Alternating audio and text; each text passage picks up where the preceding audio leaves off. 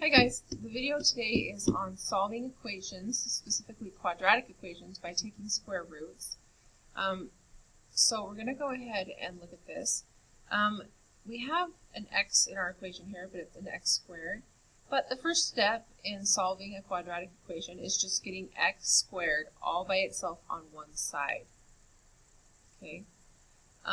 So I'm going to go ahead here and I'm going to think of this exactly the same as I would if it were just a regular x, not an x squared. And I want to get it all by itself on one side. So I need to undo all this other stuff and move it to the other side.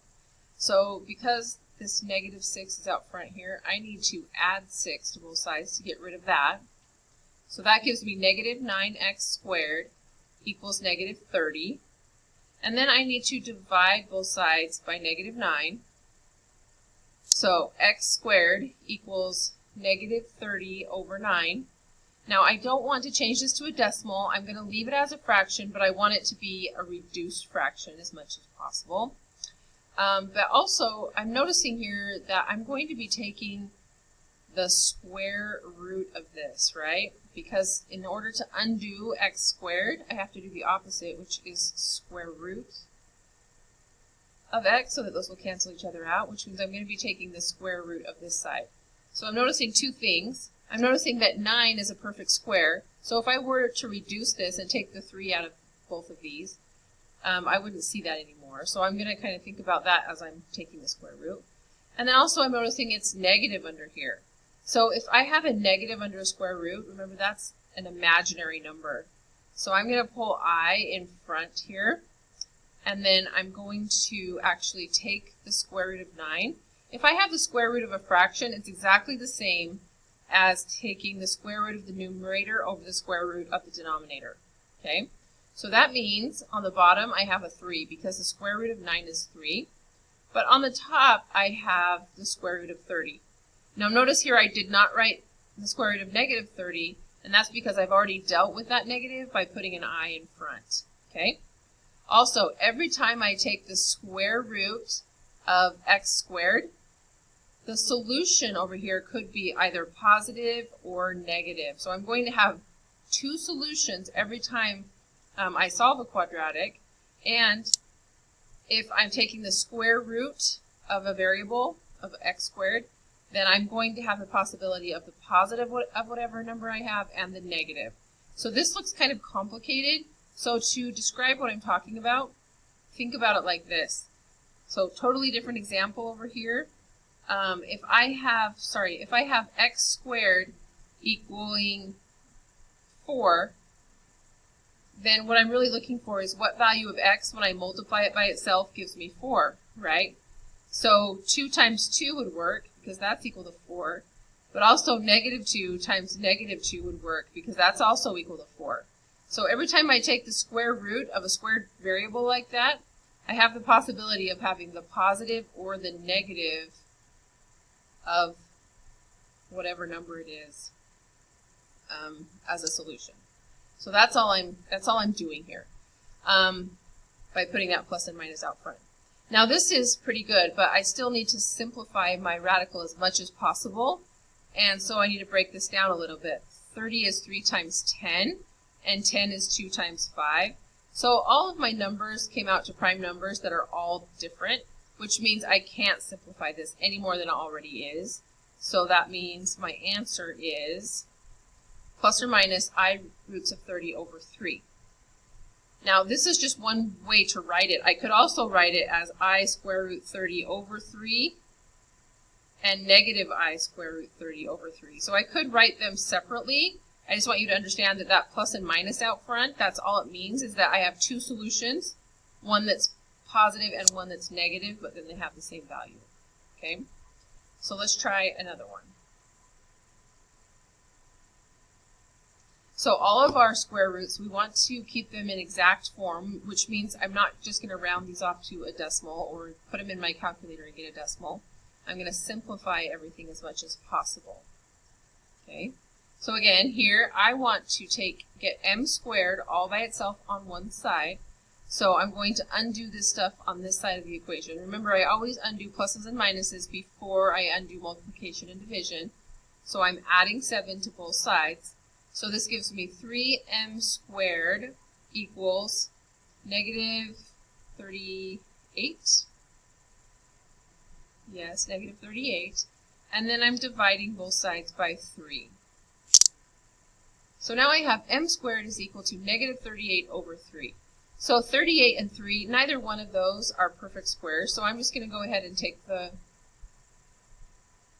square root here. I've got a negative under my square root, which means my answer is going to have an I out front, and a plus or minus, because I could have the positive or negative of every solution here. Now, if 38 and 3 had any common factors, I would want to reduce that fraction, but 38 and 3 have no common factors. Neither one of them is a perfect square, so I would just leave my answer like that, okay? I can't reduce anything anymore. So not all of these are going to be imaginary, not all of them will have an I in them. But remember, if you see that negative under the square root, then it will have I. Okay, so let's try this one.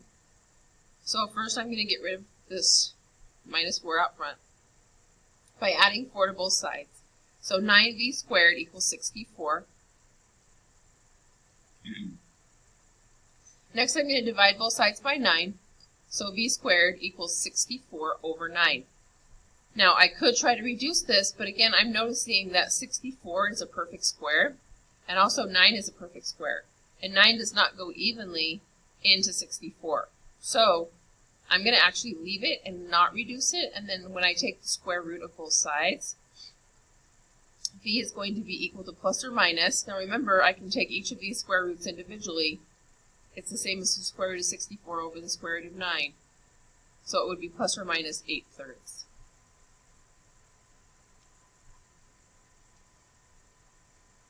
All right, let's try another one. So here, I'm going to be adding 2 to both sides. So 3a squared equals 33. Divide both sides by 3, so a squared equals 11. Take the square root of both sides to get rid of our square here, and a equals plus or minus the square root of 11. So just remember, whenever you're taking the square root of a variable squared, put a plus or minus in front of your solution. Okay, it might be a good idea to take a second, pause the video, try this example on your own first, and then come back and see how you did, okay? But we're going to subtract 8 from both sides. 4k squared equals 260. Divide both sides by 4. Let's see, I think 4 goes evenly into 260. That would be 6, and then this will be 65. Yes, that's correct.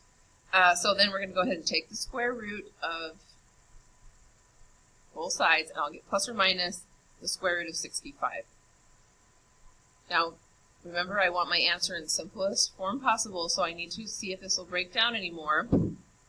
So 65 would be 5 times 13.